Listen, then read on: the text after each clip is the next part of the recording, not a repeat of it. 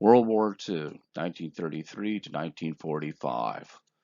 FDR, like most Americans in the early 1930s, wanted to keep the United States out of global conflicts while remaining engaged in global trade.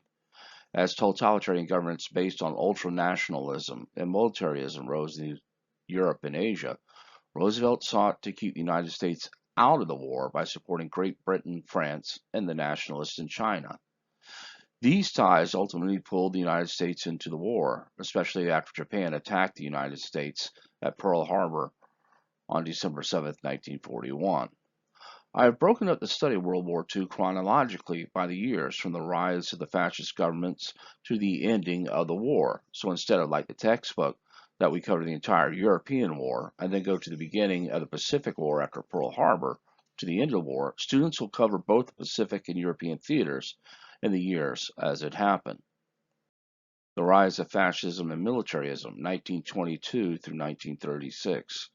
From 1922 through 1936, the world would see the rise of fascism and totalitarian dictators in Italy, the Soviet Union, Germany, and Japan. Italy. Before the war, Italy denied territory gains in the Versailles Treaty and the cost of living going up to 500% between 1914 to 1919. Unemployment was rising. There was social unrest and the fear of communists. Benito Mussolini, a former newspaper editor, promises to rescue Italy by reviving the economy and rebuilding the armed forces. At first, he fails to gain support. He had formed the Fascist Party from former World War I veterans that wore black shirts. Groups of fascists wearing these black shirts would beat up communists and socialists. He quickly began to win support from the middle and upper classes. The term fascist comes from the symbol that you see there with the axe and a bundle of rods tied around it. It is called a fascis. That was the symbol of the Roman senator and the same symbol that you'll be able to find in the United States Senate chamber. On March 24th, 1922, 30,000 fascists marched on Rome and asked for Mussolini to become the new prime minister. King Victor Emmanuel III would appoint Mussolini as prime minister. He quickly established an authoritarian rule, abolishing democracy, outlaws all political parties except the Fascist Party. He implements censorship, and Mussolini promised to bring Italy back to the glory days of Rome. Hitler and Germany. Hitler was an Austrian and wanted to attend the Vienna Academy of Fine Arts, but they reject his application. While living in Austria, his hatred for the Jews begins. When the Great War began, he joined the German army and would be awarded the Iron Cross twice. He would be blinded by chlorine gas. When the war ended, he was hired in 1919 by the Bavarian government to infiltrate the National Socialist German Workers' Party, or Nazi Party. Instead of reporting their activities, he joined them and becomes the party's Führer, or leader. On November 8, 1923, 600 Nazis surround the beer hall to announce the National Revolution has begun. Goring and Hitler march and try to seize power in Munich, but is stopped by the German police. Goring is wounded. Hitler is tried and sentenced to 5 years. In prison, he'll write his autobiography, Mein Kampf, which was fascism based on the extreme nationalism. Mein Kampf means my struggle. Hitler wrote that Aryans were the master race, blonde-haired and blue-eyed.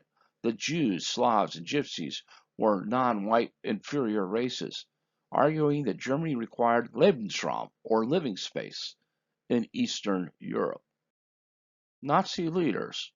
Hermann Goering, pictured in the upper right, was a member of the old German aristocracy and was a World War I flying ace. He flew with the Red Baron. He had been awarded the Pour le Mérite, and from his wounds in the pooch, he had become addicted to morphine. When the Nazis take over, he'll become the chief of the Luftwaffe, the German Air Force. He had also formed the Gestapo, the secret police. Joseph Goebbels, the one pictured below, denied entry into World War I because he had a club foot. He studied philosophy, history, literature, and art and earned a PhD. He was a failure as a playwright. He'd be in charge of propaganda as a Nazi. Goebbels was famous for saying, "If you tell a lie often enough, the people will believe it's the truth." Heinrich Himmler, up in the top left, and the furthest left in the picture with the glasses, was a part time chicken farmer. He was also in charge of book burnings for the Nazi Party and would form the Schutzstaffel, or the SS. They were soldiers who gave their loyalty to Hitler only, and they had to prove that they were pure Aryan, and he would later on would take over the Gestapo. All three were part of Hitler's inner circle, and they distrusted and disliked one another. The Nazis take control. By 1930, Hitler's National Socialist Party emerged as the majority party in Germany, winning 107 seats in the German Reichstag, which is their Congress. In 1933, the Weimar Republic collapsed, and President Hindenburg appointed Hitler as Chancellor of Germany. The conservatives believed they could control him.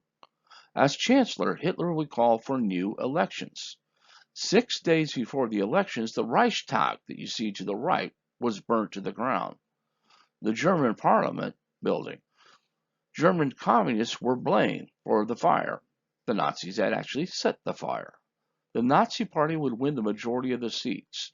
Using Germans' distaste for the Treaty of Versailles, the armistice signed by the November criminals, and German economic collapse, blamed on the huge reparations funded by the Allies, Hitler would emerge as a strongman dictator. In 1934, Hitler combined the office of Chancellor and President after Hindenburg would die in office to create the office of Führer, and slowly consolidating power by outlawing freedom of the press, labor unions, and political parties except the Nazi Party. To control the people, work was done to build the Nazi war machine, and the people were controlled by propaganda. Books are burned. No church could criticize the Nazi. And the Nuremberg laws would forbid Jews to hold public office, teach, practice medicine, fly the German flag, which was now the swastika flag, and they had to wear the yellow Star of David. The 1936 Berlin Games. Germany hosted the Olympics both winter and summer, but it was the Summer Olympics that they were interested in.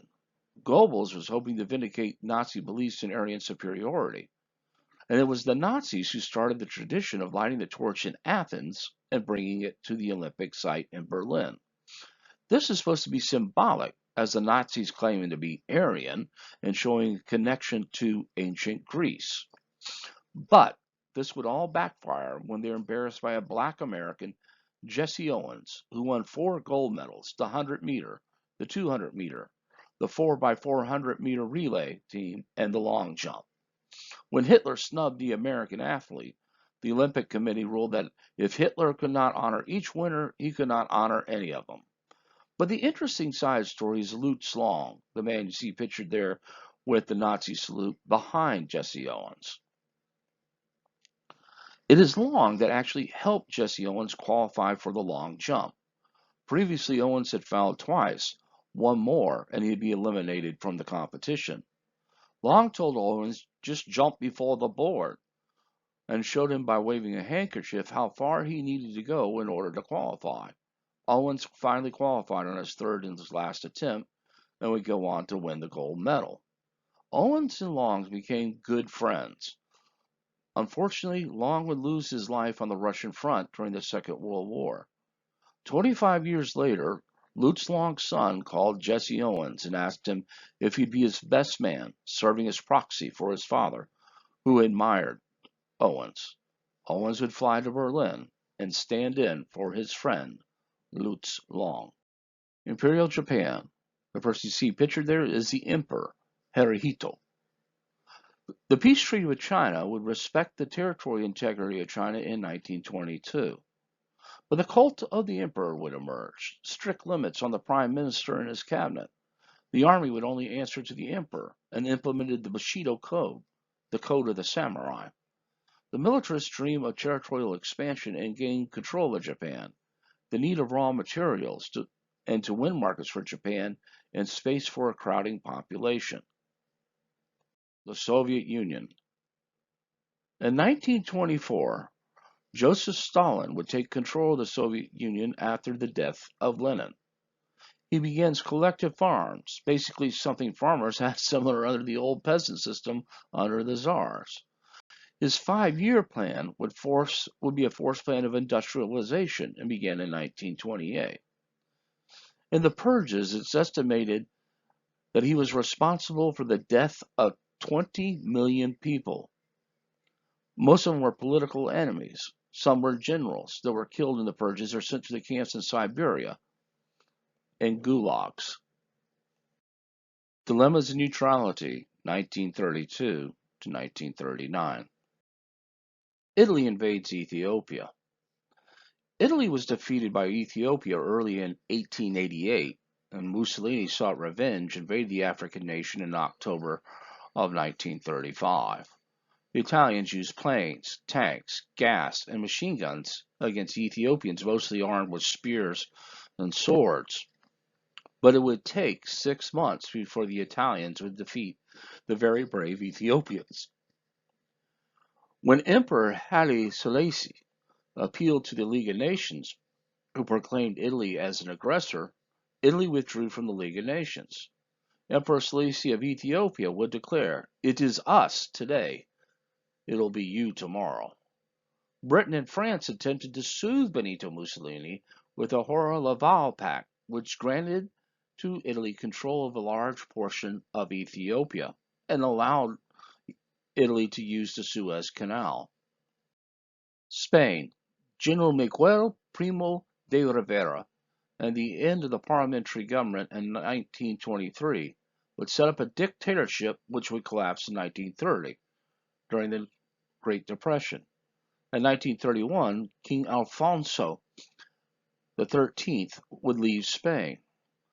The Spanish Civil War would unfold as the Popular Front, a republic, was established as a coalition of Democrats, Socialists, and Leftists. General Francisco Franco, a right-wing leader, would lead the revolt against the Popular Front. Foreign intervention by Adolf Hitler uses the Civil War as a proving ground for his new weapons, such as the bombing of the village of Guernica to test a Stuka dive bomber. Mussolini also contributed to Franco's side. The Soviet Union provided military material for the Populist Front. United States, France, and Britain remained neutral. They did not stop the Abraham Lincoln Brigade of the United States to fight against Franco. Franco emerged victorious on March 28, 1939, and captures Madrid. 400,000 Spaniards would die, 1/4 on the battlefield, another 200,000 are going to be executed. The Franco regime was traditional conservative dictatorship. Picasso painted Guernica at his home in Paris, and what you see in the background, in response to the bombing of the village, a Basque country town in northern Spain, by Nazi Germany and Fascist Italy, at the request of Spanish nationalists. The Greater East Asia Co-Prosperity Sphere. The earliest fascist aggression took place when Japan launched a brutal invasion of China. Japan would invade China's province of Manchuria, and the League of Nations would condemn the action, but does nothing. Japan would withdraw from the League of Nations in March of 1933. On July 7, 1937, a firefight breaks out between Japanese soldiers and Chinese forces 20 miles from Beijing. Japan would use this as an excuse to invade the rest of China and begins World War II in Asia. Chiang Kai-shek would lead the Chinese Nationalist Army, and Mao Zedong would head the Communist forces. But it was the troubling Nanking Massacre, or the Nanjing Massacre, as known as the Rape of Nanking, when a mass murder of the war and rape that occurred during the 6-week period following the Japanese capture of the city, the former capital of the Republic of China, on December 13, 1937. During the Second Sino-Japanese War, in which hundreds of thousands of Chinese civilians and disarmed soldiers were murdered by soldiers of the Imperial Japanese Army. Widespread rape and looting also occurred. Historians and witnesses have estimated between 250,000 to 300,000 people were killed, as you see in this picture, as a Chinese civilian was tied up to the post to be used as bayonet practice. German aggression, building up the military. In October 1933, Germany withdrew from the Geneva Disarmament Conference and the League of Nations, causing the conference to collapse the next year without German participation.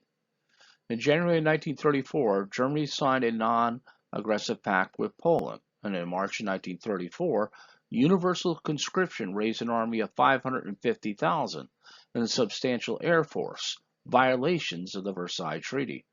Britain, France, and Italy condemned German actions in the League of Nations, but did not back up their words, effectively killing the Treaty of Versailles. Britain permitted Germany to have a navy a third of their size. On the Rhineland, on March 7, 1936, German reoccupation of the Rhineland went unchallenged by the French.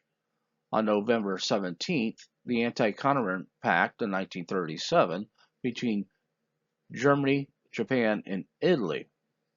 In the spring of 1938, pro-Nazi Austrians, aided by German troops, voted in favor of an Anschluss, a union of Austria and Germany, another violation of the Versailles Treaty.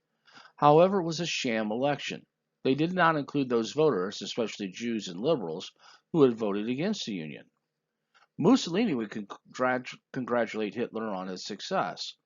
Other European nations failed to respond to the German expansion and the Nazi treatment of Jews. On March 13, 1938, Germany annexed Austria after forcing Austrian Chancellor Karl Schulzenegg to abdicate before Germany sent in troops to restore order. The Munich Agreement. On September 30, 1938, Hitler announced plans to annex the Sudetenland, which contained 3 million Germans which had been taken away from Germany after the Great War and given to Czechoslovakia. FDR sent personal notes to France, Britain, Germany, and Czechoslovakia asking for a peaceful solution to be sought. The French Eduardo Daladier and British Prime Minister Neville Chamberlain chose appeasement over standing up to Hitler, thinking that allowing him to take Sudeten would stop his aggression. Czechoslovakia was absent from the conference. Hitler guaranteed certain rights to the Czech minorities located in the territory and stated that he desired no more further European territory. Neville Chamberlain's Prime Minister of Great Britain famously claimed that the resulting Munich Pact ensured peace for our time, peace with honor. British Foreign Minister Anthony Eden resigned in protest. Winston Churchill, then a member of the British Parliament, argued that Chamberlain had instead chosen shame and ultimately war because Hitler would break his promise and insist on taking other parts of Europe. On October 3rd, American public opinion favored the agreement. However, on March 14, 1939, Hitler invaded the rest of Czechoslovakia, which voided the agreement. The Molotov-Ribbentrop Pact was a 5-year non-aggressive pact with the Soviet Union signed on August 23, 1939 by foreign ministers Joachim von Ribbentrop of Germany and Vyacheslav Molotov of the Soviet Union, and was officially known as the Treaty of Non-Aggression between Germany and the Union of Soviet Socialist Republics. Hitler entered into Stalin, who, unsure of Western support, hoped to gain time to prepare for an expected future German attack. Commercial provisions had provided commercial provisions as well as allowing Germany to get food and other supplies if Germany was blockaded by sea, again as would happen in World War I. On 24th August, the pact became public knowledge. This came as a shocking around the world who viewed Nazism and communism as mortal enemies. In secret parts, it permitted the Soviets to take parts of Poland that Germany did not plan to take, and once public, this agreement with the communist nation temporarily softened relations with Germany and Japan, who saw it as a violation of the Anti-Comintern Pact. The anti-business climate caused Senator Gerald P. Nye of North Dakota to investigate armament sales and manufacturing during the Great War, revealing that huge profits had been made by American financiers and munitions manufacturers. The committee's investigation continued until 1936, confirming the view that wars were fought to profit a small minority, but evidence was inconclusive in determining if the covert efforts of these same groups had aided the U.S. entry into the war on the Allied side. This investigation set up the stage for the rise of isolationist sentiment in the United States. A series of neutrality acts passed by 1935 to 1939 was a more serious act, though, which stated that the president had remarkably munitions to all belligerent Civil War and U.S. citizens could travel freely into war zones, and they also prohibited extended credit to belligerent nations, and will even include civil wars such as the Spanish Civil War. It expanded the embargo, listing commodities, and limited to a cash and carry system, effectively limiting U.S. ships from carrying goods into war zones.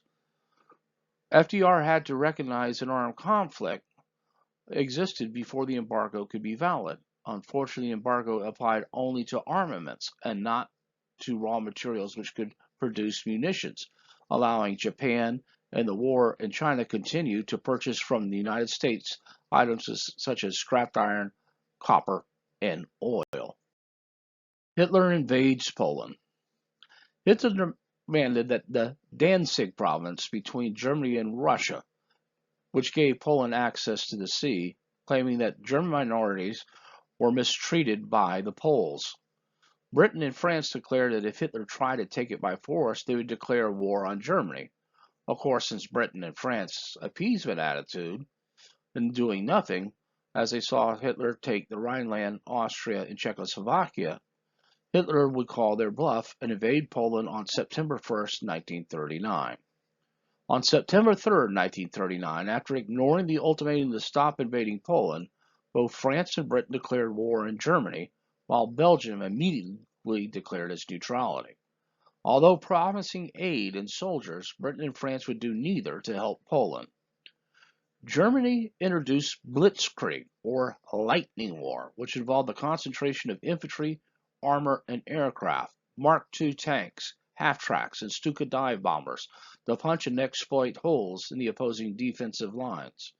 Germany swiftly marched onto Warsaw and by September 17th demanded the full surrender of Poland, while the Soviet Union invaded the eastern half of Poland. The Polish government would go into exile into London, and on September 27th, Warsaw fell to Germany's military superiority. On September 28th, Germany and the Soviet Union divided Poland into two parts. Germany used a combination of Poland suffering over 60,000 casualties to Germany's 6,000 casualties. Phony War and the Axis Agreement. Because of the lull in fighting in the winter of 1939 and 1940, this war was dubbed by the world press the Phony War. The German press called it Sitzenkrieg, or the Sit-Down War. Mussolini and Hitler would sign the Axis Agreement in the fall of 1939, called the Axis powers because Hitler and Mussolini believed that the world rotates on the axis, therefore the continent of Europe would rotate on the German-Italian axis. Trying to keep out. According to the Gallup polls throughout the 1930s, 70% of Americans expressed that becoming involved in another world war would be a mistake. The United States refused to recognize the division of Poland and continued to maintain diplomatic relations with the former government in exile. Strong American isolationist sentiment limited President Roosevelt's ability to help Britain and its allies. America's first committee was a non-intervention spanned the political spectrum from leftist labor unions to ultra-conservative business leaders, especially Charles Lindbergh. who would argue, why can't Germany have an empire since Great Britain has an empire and also a large navy? In October 1939, Congress passed a measure that allowed arms sales to belligerents on a cash basis called cash and carry. Britain and France were the only expected customers. They would bring their ships over, pay cash for the supplies they needed, load it up on their ships, and they would take the risk of taking it back to Europe. There was large anti Semitism in the country, and isolation restricted U.S. aid to Jewish refugees. Britain stands alone, 1940. At the end of the year of 1940, Britain will find themselves as the only European country to stand up against Nazi Germany. Blitzkrieg of Western Europe. The invasion of Norway and Denmark. On April 9, 1940, the rapid invasion of the northern Scandinavian nations revealed how ill-prepared Europe was for war. Copenhagen fell within 12 hours. A British-French force attempted to aid Norway but was withdrawn by May 2nd. Britain would occupy Iceland May 9th to prevent its fall to Germany.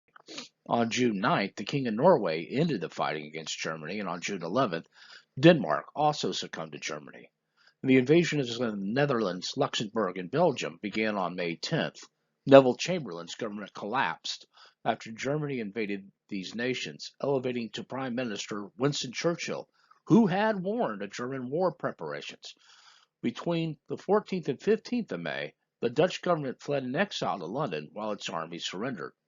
King Leopold III of Belgium surrendered. The Battle of Dunkirk, May 26 to June 4th. In one of the most widely debated decisions in the war, the Germans halted their advance on Dunkirk. Contrary to popular belief, which became the halt order, did not originate with Adolf Hitler. Gerhard von Rundstedt and Gunther von Kluge suggested that the German forces around the Dunkirk pocket should cease their advance on the port and consolidate to avoid the Allied break. Hitler sanctioned the order on May 24th with the support of the Oberkommando der Wehrmacht, and the army was to halt for 3 days, giving the Allies time to organize an evacuation and build a defensive line. Despite the Allies' gloomy estimates of the situation, with Britain discussing a conditional surrender to Germany, in the end, over 330,000 Allied troops were rescued from the beaches of Dunkirk. This was called Operation Dynamo. Churchill's famous radio speech on June 1st of "We shall fight on the beaches and the landing grounds" encouraged British resistance to Germany. France falls. The Maginot Line was France's great defensive line built along its common boundary with Germany. German troops bypassed the line going through Belgium to invade France by going through the Ardennes like they did in the Great War on June the 5th. The French government, seeing what had happened to the other European capitals, Warsaw, Copenhagen, Brussels, being destroyed by the Luftwaffe, wanted to avoid the same thing to happen to their beloved Paris, and so they surrendered. To add insult to injury, Hitler ordered representatives of the French government to sign the document of surrender in the same railway car that the Germans signed the armistice ending World War I. On June 14th, German troops entered Paris. The instrument of surrender set up a Vichy, unoccupied France, led by Marshal Henri-Philippe Pétain, headed by the government of France. Pétain would establish a pro-Nazi puppet government. A French government in exile in London was led by General Charles de Gaulle. Britain now remained the only Western power to oppose Adolf Hitler. The Axis powers. In September of 1940, Germany, Italy, and Japan would meet in Berlin to sign the official alliance creating the Axis powers. Although miffed at Germany for its non-aggressive pact with Stalin, initially almost immediate successes of Germany in Europe rekindled interest in Japan for better relations with Berlin. Articles in the Tripartite Pact included Article 3, specifically aimed at the United States.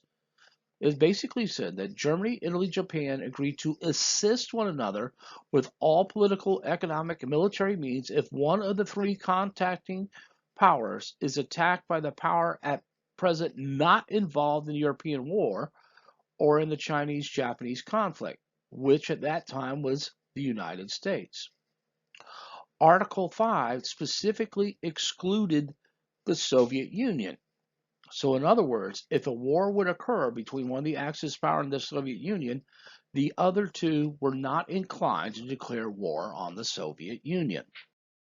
The Battle of Britain would take place from July 10th to October 31st, 1940. Having conquered France and nations to the north, Hitler launched an air attack against Britain to soften them up in the preparation of a German invasion across the Channel, codenamed Operation Sea Lion. Goring had convinced Hitler that the Luftwaffe would be able to destroy the Royal Air Force and that the Allies will never drop one bomb on Berlin. The Luftwaffe was somewhat successful on the coast in an attempt to knock out airfields and a new weapon of war, radar installations. However, they accidentally would strike a British city. Churchill's response was to bomb Berlin, and this is what happened. And Hitler would change the tactics because he was enraged, and then orders the bombing of British cities, mostly London and Manchester, the city that gave birth to the Industrial Revolution. London.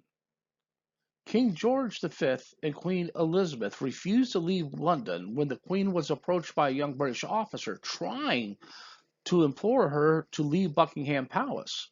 Her response was, "My dear young man, the only thing you need to teach me is how to use that weapon of yours so I can kill those bastards when they arrive." Their presence in London during the Blitz was a huge morale boost for the Londoners. The British had broken the German code and discovered the target for their bombing was Coventry. Churchill had to make a gut-wrenching decision. Do you let Coventry be bombed, or do you evacuate the population? If you decide to evacuate the population, German spies could have discovered that the German secret code had indeed been broken. Churchill decided to let Coventry be bombed and use the code for future use. September 15th was the climax of the Battle of Britain, when 56 German aircraft were destroyed. The end result, the British would lose 915 aircraft during the Battle of Britain, and Germany, according to the records, would lose 1,733. Churchill would attribute the victory in the Battle of Britain to the Royal Air Force, the RAF. Never in the field of human conflict was so much owed by so many to so few. American reaction. American public opinion polls in 1938 and 1940 showed that the American people believed that the nation should fight only if directly attacked. More than 80% of Americans supported continued restrictions on immigration, and most Americans believed that the nation had been wrong to enter the Great War. The collapse of France scared Americans into rearming, and Congress passed laws to expand the Army, build planes and ships, and institute the first peacetime draft in United States history. In 1940, FDR established the National Defense Advisory Committee and the Council of National Defense to plan the war preparedness strategy. In the 1940 presidential election, Roosevelt decided to break tradition and run for a third term, believing with the war looming in Europe, the United States needed a strong leader and was prepared. Republicans nominated Wendell Willkie. One of the biggest problems Willkie faced is that he actually agreed with all the steps that FDR was taking. Roosevelt was elected to a third term in 1940 very easily. Here we see the map of the Axis Europe in 1941 on the eve of Hitler's invasion to the Soviet Union. After almost 2 years of war, the Axis powers controlled most of Europe from the Atlantic Ocean to the Soviet border, through annexation, military conquest, and new alliances. Hungary, Romania, and Bulgaria would join the Axis powers. Failure to force Britain to make peace caused Hitler to look eastward in 1941 to attempt to conquest the Soviet Union. The world turned upside down when we see the entrance of the Soviet Union and the United States on the side of the Allies. The brink of war. The Lend-Lease Act. An act to further promote the defense of the United States. On December 17, 1940, in a fireside chat, FDR proposed what would become known as the Lend-Lease, illustrated by his garden hose analogy. Suppose my neighbor's house catches fire, and I have a length of garden hose 400 or 500 feet away. If he can take my garden hose and connect it up to his hydrant, I may help him put out the fire. Now what do? I don't say to him before the operation, neighbor, my garden hose cost me $15. You have to pay me $15 for it. What is the transaction that goes on? I don't want $15. I want my garden hose back after the fire's over. FDR proposed the U.S. get away from the dollar sign, and we will say to England, we'll give you the guns and the ships you need, provided that when the war is over, you'll return the guns and the ships that we have loaned to you. The program began in 1941, through which the United States would transfer military equipment to Britain and the other allies of World War II. FDR recommended Lend-Lease to Congress and urged its passage. He also enunciated his four freedom speech of freedom of speech and expression, freedom of worship, and freedom from want. On March 11, 1941, Congress approved Lend-Lease with an initial appropriation of $7 billion, just in time for Britain, who had exhausted its credit by purchasing war materials. Any nation which the President considered threatened and vital to the defense of the United States could receive arms and other supplies or equipment by sale, transfer, exchange, or lease. The Atlantic Charter. Roosevelt and Churchill met secretly off Newfoundland to map out military strategy and post-war goals, and was called the Atlantic Charter, which was formulated and announced on August 14, 1941. The 8 principles provided a purpose for fighting war, including a renunciation of all aggression, self-determination of peoples, equal access to raw materials, guarantees for freedom from want and fear, freedom of the seas, disarmament of the aggressor nations, and by September 24th, several anti-Axis nations, including the Soviets, China, Belgium, Norway, Luxembourg, Czechoslovakia, the Netherlands, Poland, Yugoslavia, and 9 Latin American countries endorsed the plan, which would become the blueprint for the United Nations. The United States decided to build a 2-ocean navy, which antagonized Japan. The United States was also restricting imports of steel, iron ore, and aluminum to Japan. After the Japanese invaded French Indochina, FDR froze Japanese assets in the United States and blocked all oil imports. The invasion of the Soviet Union. Hitler offered the British a higher role in his reconstructed world if they surrendered, because after all, the British Isles were settled earlier by Germanic tribes. Britain's failure to surrender caused Hitler to make a critical assumption that the British anticipated either Soviet or American help. To counter the United States, Hitler encouraged Japan to move against British holdings in the Far East, to divert U.S. attention away from Europe. The invasion was called Operation Barbarossa, was a war of annihilation and conquest. The Nazis had long viewed Eastern Europe as inferior and in long-standing hatred of the communists. Hitler invaded the USSR along a 2,000-mile stretch between Ukraine and the Arctic. The invasion also marked a turning point by pulling the Soviet Union into the war on the Allied side. The Soviet Union would bear the brunt of the fighting against the German front forces. However, the Soviets' determination and supplies sent by the United States in the harsh winter eventually slowed and stopped the German advance. To counter possible Soviet aid, Japan and Italy, because the Tripartite Pact excluded the Soviets in Article 5, neither would declare war. Hitler declared that superior Germans did not need the help of half-lackward monkeys to defeat the Russians. And so certain of victory, he did not allow his army to take winter gear into the Soviet Union for fear German soldiers might expect winter. On June 24, 1941, the U.S. provided immediate aid to the Soviet Union under Lend-Lease. Rapid advancement. Germans advanced rapidly into the interior of the Soviet Union. By mid-August, they had taken most of the Ukraine. The Ukrainians actually greeted the German army as liberators from Stalin. However, when Goring arrived 3 days later, he said, "That's not going to happen. We're going to kill them all."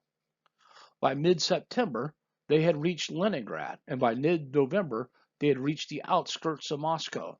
When winter set in, Stalin called for his troops stationed in Siberia, used to harsh winter conditions for fighting, and stalled the Nazi advancement. The Day of Infamy.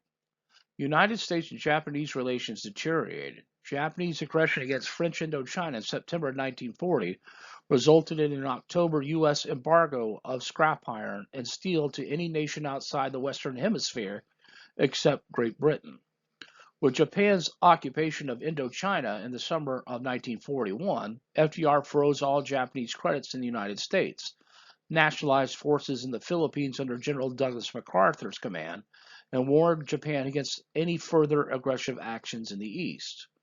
In October 1941, Hideki Tojo would become Prime Minister of Japan, and they would attack the British and Dutch installations in the East, avoiding confrontation at the U.S. at all costs. By October 1941, signs appeared that Japan might attack a U.S. Pacific possession. After diplomatic meetings to negotiate to an end to Japanese involvement in China broke down, Tojo wanted to go to war. Admiral Yamamoto, the man you see pictured to the left, who had once studied and lived in the United States, was against it. He understood the industrial might and resolve of the United States. His plan, the Japanese government approved, to bomb the U.S. Navy at anchor in Pearl Harbor in the territory of Hawaii, and attempt to destroy as much as possible the U.S. naval fleet, forced the United States no other choice but to sue for peace. Tensions mount, an undeclared war in the Atlantic. On September 4, 1941, the USS Greer was attacked by a Nazi U-boat. FDR had ordered U.S. warships to protect convoys all the way to Iceland. And to many Americans, this was looking just like the repeat that got us involved in World War I, the sinking of U.S. ships by German U-boats. On October 17th, the USS Kearney was sunk, where 11 sailors died. 2 weeks later, the USS Reuben James was sunk with 115 souls. Then tensions with Japan began to increase. By October 1941, signs appeared that Japan might attack an U.S. Pacific possession after diplomatic meetings to negotiate an end to the Japanese involvement in China broke down. Tojo wanted to go to war. Congress would now allow merchant marine ships to be armed and enter into belligerent ports. But as the U.S. said basically, you need to get out of China or we will not give you any more oil, that was a negotiating point the Japanese would not even consider. November 1941. Admiral Yamamoto, who once studied and lived in the United States, was against it. He understood the industrial might and the resolve of the United States, something his other Japanese counterparts failed to grasp. His plan, the Japanese government approved of, was to bomb the U.S. Navy at anchor in Pearl Harbor. The hoax was to wipe out the entire Pacific Fleet. The real target is going to be aircraft carriers. The Japanese understood quicker than anyone else that the future of naval warfare had to deal with aircraft carriers, not battleships, all which were anchored at Pearl Harbor in Hawaii. By destroying the naval fleet, the United States, in fear of possibility of a Japanese invasion on the West Coast, would have to sue for peace. On November 5th, Japan demands the United States to end its embargo or face conflict. Secretary of State Cordell Hull responded on November 26 to Japan to remove its troops from China and to have the embargo lifted. On November 27th, a volume of radio traffic from observers in the Far East that many other imperial warships were moving towards the Philippines and the rest of Southeast Asia would enable Harold Stark, the chief of naval operations in Washington, flash to the U.S. Navy outpost this very important message in the Pacific. This dispatch is to be considered a war warning. Negotiations with Japan, looking toward the stabilization of conditions in the Pacific, have ceased, and an aggressive move by Japan is expected within the next few days. The number and equipment of Japanese troops and organization of naval task forces indicate the ambitious expedition against either the Philippines, Tai, or Kra Peninsula, or possibly Borneo. Execute an appropriate defense deployment preparatory to carrying out the task assigned in WPL 46. Left out deliberately was any hint of what qualified as a sort of deployment, whether taking ships to sea, elevating watch levels, sending protective fighter planes aloft, or something else. That decision was left to its recipients. Fleet commanders had gotten their jobs by demonstrating judgment and leadership, not told step by step what they needed to do. Prepared. So let's see how well prepared the naval and army commands in the Pacific actually were after the war message was sent out. In Manila, Admiral Thomas Charles began to scatter his submarines and his surface ships and began to put to sea. A wise man in this situation, he said, sleeps like a criminal, never twice in the same bed. The Pacific Fleet Admiral, Husband E. Kimmel, had received alarming dispatches from Washington about possible Japanese aggression. He had gotten so many, in fact, that the Vice Admiral William F. Halsey, who commanded the fleet carriers and would become a figure of lore in the coming war, called them wolf dispatches. There are many of these, Halsey said, and like everything else that's given in abundance, the senses tended to be dulled.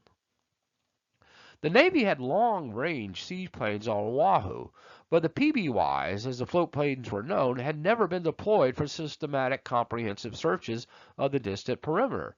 They only scoured the operating areas where the fleet participated, usually south of Oahu, as a precaution against a Japanese submarine taking a stealthy peacetime shot during these exercises. Kimmel said, I never saw it, the war warning, in all my naval experience. Likewise, execute an appropriate defensive deployment struck everyone as an odd phrase because, as one officer said, we don't use that term in the Navy. The overall warning message never mentioned Hawaii, only places far away. On the same day as Kimmel, Lieutenant General Walter C. Short, the Army commander, got a war warning of his own from Washington. Short opted to guard not against an external threat, but against saboteurs who might be lurking among the thousands of Oahu residents of Japanese descent. An Army officer would say afterwards, however, he had always believed that we would never have any sabotage trouble with the local Japanese, and we never did. By the end of 1941, Japan had built 10 aircraft carriers, 3 more than what the United States had. Private George E. Elliott Jr. and Joseph L. Lockhart manned a new radar station. It sat at Apana, 432 feet above the coast, located in this direction right here.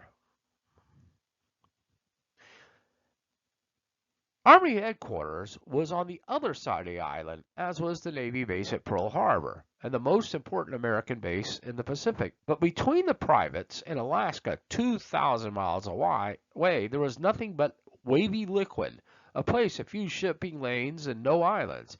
An Army general called this the vacant sea. At 7 a.m., the device could not tell its operators precisely how many planes the antenna was sensing, or if they were American or military or civilian. But the height of a spike gave a rough indication of the number of aircraft, and this spike did not suggest 2 or 3, but an astonishing number, 50, maybe even more. With no thoughts about an impending war, the men of Pearl stated that their Sunday as usual. They had no reason to be preparing anti-aircraft guns or even to be aboard their ships if they were on leave. And as we could see here, the first wave is going to commence at 7:55 a.m. Now, they did call back to their officer in charge and say, hey, look, we're getting a huge spike of planes coming north of the island of Oahu. The lieutenant said, well, hold on a minute, and told them, do not worry about it. Those are B-17s are probably flying in from the coast. After hearing this last order, the privates closed up their shop and went to breakfast. Unfortunately, the privates did not offer how many planes, nor did the officer ask how many did they possibly see through their radar scope. On December 7th, 1941, at 7:55 a.m. Honolulu time, Japanese bombers launched the sneak attack upon the United States base at Pearl Harbor, Hawaii, hoping to cripple the U.S. Navy. Japan would sink four battleships: the Arizona, which you see pictured there, the California, the Utah, and Oklahoma, and seriously damaged two: the West Virginia and Nevada. 19 ships were sunk or disabled, 170 planes were lost, and 2,403 civilian and military personnel were killed, and 1,178 were wounded. Japan would also launch simultaneous attacks on the Philippines, Wake Island, Guam, Midway Islands, and on the British forces at Hong Kong and in the Malay Peninsula. Not only did the attack catch the U.S. off guard, it also surprised Japan's allies. That evening, Japan announced that it had officially declared war on the United States. Admiral Husband Kimmel, commander at Pearl Harbor, was relieved of command and replaced with Chester Nimitz, commander of the Pacific Fleet. Battle damage and assessment. Japan failed to find or sink any carriers. They knocked out the battle force and decimated the striking air power present, but they neglected permanent installations at Pearl Harbor, including the repair shops, which were able to do an amazing quick job on the less severely damaged ships. Nor did Japan aviators strike at the power plant or the fuel tank farm supplying the naval station and the fleet. Nor did they inflict as many casualties as they might. Early on a Sunday morning in port, after all, many crewmen were ashore enjoying some R&R and thus not in Japanese crosshairs. Of the battleships sunk and damaged, three of the battleships, the USS Pennsylvania, the USS Maryland, and the USS Tennessee, were either returned to service or refloated and steamed to the continental United States for final repairs. The USS Nevada rejoined the active fleet in late 1942 and fought in the Normandy invasion, Iwo Jima, and Okinawa. The USS California was refitted and returned to service in 1944. The USS West Virginia, as you see that's ablaze on the top and then fixed on the bottom, would return to fight in 1944 and would end up in Tokyo Bay witnessing the surrender of Japan. A date which will live in infamy. For Yamamoto, the place was Pearl, and the time was immediately after, an hour or two. The Empire submitted a declaration of war. He believed that an honorable samurai does not plunge his sword into a sleeping enemy, but first kicks the victim's pillow so he is awake and then stabs him. That a non-samurai nation might perceive that not as a distinctive lacking a difference did not apparently occur to him. Due to the declaration of war being presented to Secretary of State Colonel Hull after the attack, the United States saw it as a dastardly sneak attack. On December 8th, FDR asked Congress to declare war on Japan by saying famously, "Yesterday, December 7th, 1941, a date which will live in infamy. The United States of America was suddenly and deliberately attacked by naval and air forces of the Empire of Japan. The distance of Hawaii from Japan makes it obvious that the attack was deliberately planned many days or even weeks ago. During the interviewing time, the Japanese government was deliberately sought to deceive the United States by false statements and expressions of hope for continued peace. No matter how long it may take us to overcome this premeditated invasion, the American people, in their righteous might, will win through absolute victory." The Senate voted 82 to 0.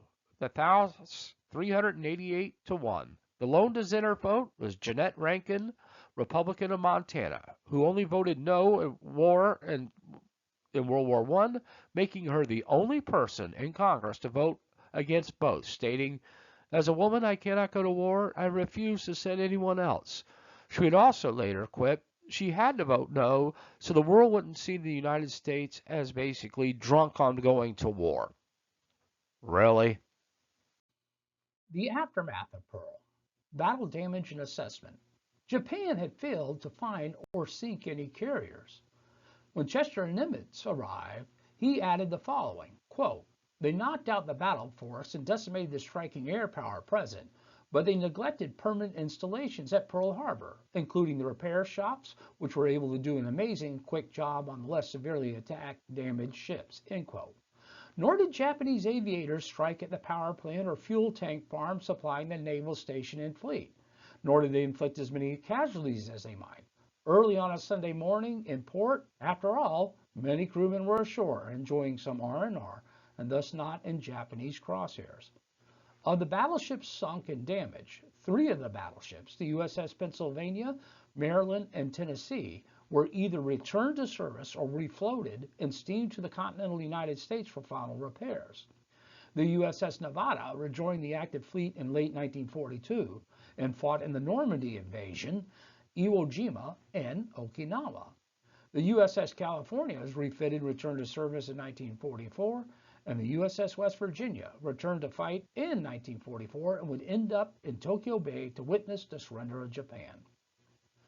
On December 11th, under the terms of the Tripartite Pact, Article 3, Germany and Italy declared war on the United States, which reciprocated by declaring war on them without debating the issue in Congress, unanimously except for one voting present in each case, and that was Congresswoman Rankin of Montana. On the 19th of December, military conscription was extended to all men ages 20 to 44.